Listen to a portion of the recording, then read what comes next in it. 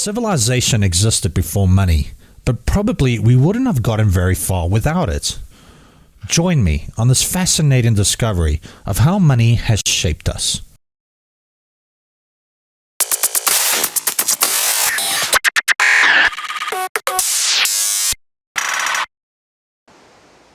Now, the best place to start is right here. That's right, on the beach. And particularly, we're going to be taking a look at shell money, which is one of the most successful forms of money for 4,000 years.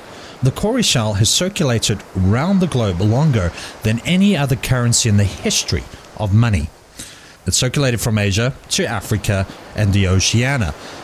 In fact, it was so successful, the Chinese character for money originated as a pictograph of a Cowrie Shell. So why was it so successful? They're extremely strong, you battle to break them, and they were small and light, which makes them easy to handle in transport. Also, these shells are very recognizable, is the best protection against forgery. Another method of putting values to the shell is based on the fact that polishing and working shells is a demanding and time-consuming process. In essence, what we had was a proof of work system. Most people don't realize that pure gold currency is actually credited to the Egyptians in the 3rd millennium BC. The Egyptian gold currency was a shape of golden rings and is even referenced in the Bible Deuteronomy 14:25 as money. The Egyptians were also the first to make use of gold bars in set weights for exchanges, again in the 3rd millennium BC. The Egyptian ruler Menes laid the foundation for incorporating gold into the Egyptian economy. Egypt's dominance of the ancient world was a result of more than just determination and brute force. It was with these pyrotechnics and early adapters of a new medium of exchange, being gold, that turned it into superpower of its day. The very first official declaration of gold as money came from around 600 BC. Lydia, an ancient kingdom in modern-day Turkey, oversaw the first recorded mint, an alloy of silver and gold known as electrum, which was used to create coins. The techniques of minting coins were quickly copied and further refined by the Greek, Persians, Macedonians, and later the Roman Empire. So why was gold so successful? Well, apart from gold's beauty, it has scarcity, unique density. No other metal outside the platinum group was as heavy. And the ease by which it could be melted, formed, and measured made it a natural trading medium. Gold was portable and private. To acquire gold, it had to be mined and processed, and the more purified gold was the more value it had, which again, we get back to the proof of work system. Clay tokens, interestingly enough, were probably the first symbolic money exchanged, and they were used before writing was developed to track debts and payments. Early Mesopotamians had different token types that represented the 3 primary goods traded, which were grain, livestock, and human labor. Eventually, there were 16 tokens which represented commonly traded goods like beds, bread, furniture, clothing, honey, and other products. However, the system grew too complex and eventually replaced with silver. Paper money was actually invented in China, and it actually took place in the Tang Dynasty for the earliest example of paper money. Now, the new paper currency saved the need to ship large quantities of metal currencies to far-flung merchants, and in turn it greatly expanded the Chinese empire to its greatest heights due to this new monetary system. But there was a catch. It was during the Qin dynasty that we see the Chinese economy fall victim to the temptation of overprinting user paper currency, and eventually the system collapsed to overzealous printing. In a futile attempt to buoy the economy, resulted in extreme inflation.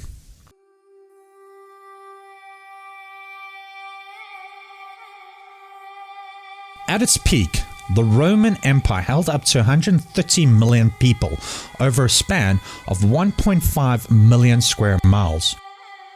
Pretty much conquered much of the known world. How could such a powerful empire collapse? Well, the answer is money.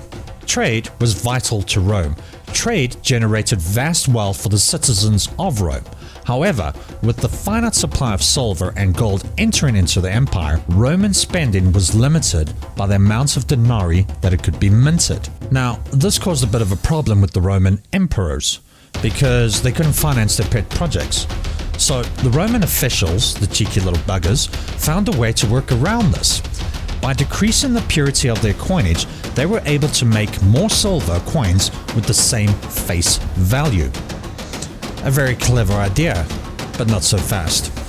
With more coins in circulation, the government could spend more, and so the contents of silver dropped over the years.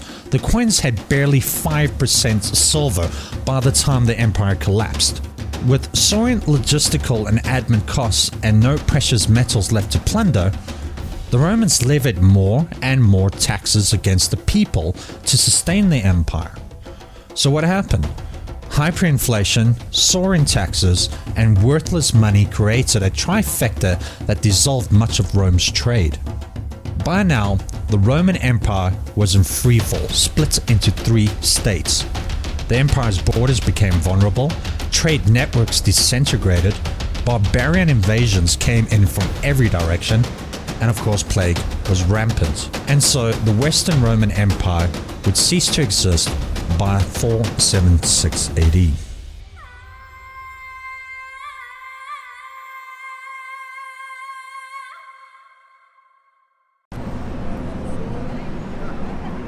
Well, welcome to our modern world, and let's see if much has changed, where banks and Wall Street rules and cash is king.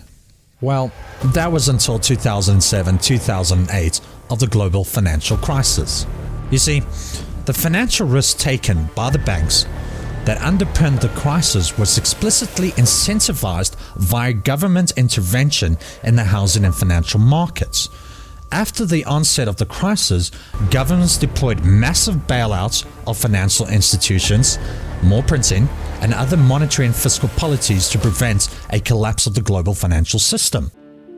Many lost their jobs. Pension funds were dealt a heavy blow, as some of the pensions had exposure to these toxic mortgage-backed securities and CDOs who collateralized debt obligations that were worthless. Countless Americans lost their homes.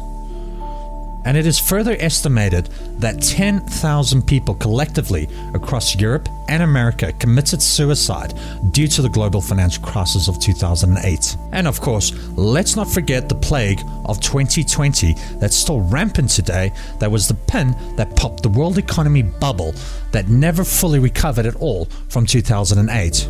We are now in the age where central banks have been printing money on an unprecedented scale, all in an attempt to keep the major economies around the world from collapsing. We are now witnessing the death of the fiat and financial system as we know it. What was needed in 2008 and what was needed now is a life raft. And it came.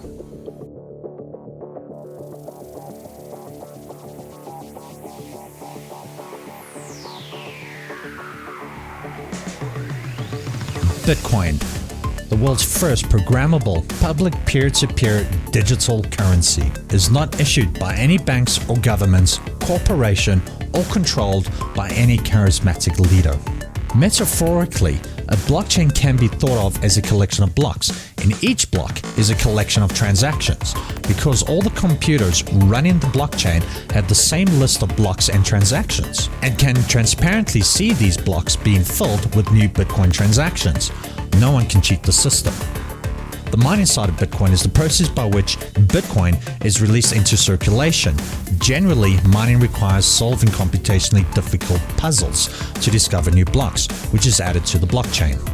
Now, not many people know that Satoshi Nakamoto means central intelligence, or the center of intelligence. And believe it or not, in psychology, the second layer of intelligence is the symbolic nature of language. Enter the Lightning Network, Bitcoin's second layer, language. The Lightning Network is not a separate chain, but a protocol built on top of Bitcoin, a so-called second layer solution. It still uses Bitcoin, but is designed to enable additional utility without compromising the security and decentralization of the base layer. Any startup can work on their own implementation of the Lightning Network protocol written in different programming languages.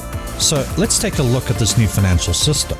First of all, in order to run a Lightning Network, you're going to have to run your own node.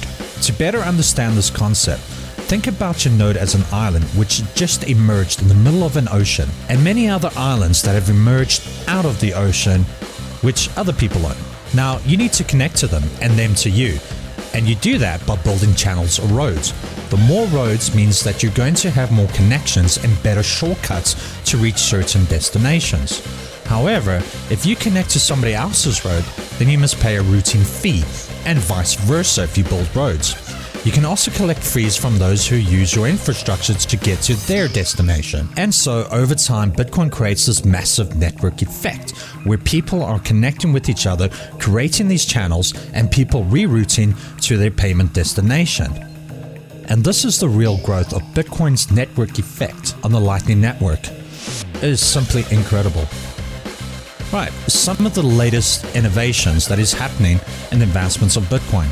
Umbrel is one of the most exciting companies in the Bitcoin space right now. You're going to start running your own full node in about 10 minutes because of Umbrel's simple user interface. It also comes with the Bitcoin App Store with features where you can create chat groups and podcasts such as Things Chat over the Lightning Network, leveraging the power of Bitcoin's blockchain. You got companies like Crypto Cloaks who build dedicated 3D printed node stations to run 24/7. Another global leader, Blockstream, who developed the sidechain, the Liquid Network. However, they also developed a satellite broadcasting the full Bitcoin blockchain to enable the propagation of valid Bitcoin transactions to people without internet access or during a disruption event like an internet blackout. The digital wallet company Strike, which is built on the Lightning Network. Because Strike offers borderless payments with no added fees on Bitcoin core code, you have some of the poorest people in the world paying some of the highest fees to access the financial system. And so Bitcoin totally fixes this. They can receive remittance and transfers from family members virtually free.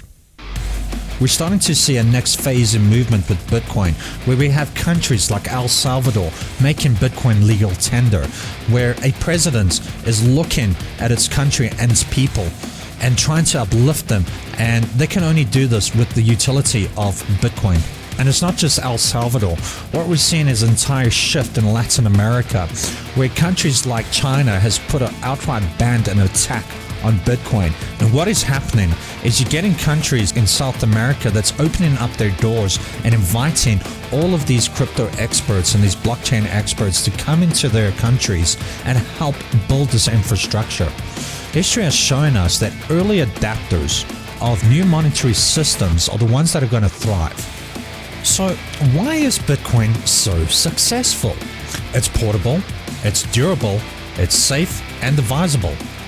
It's transparent, but it has the same unique factor that it has made every hard money, and that is in its proof of work system.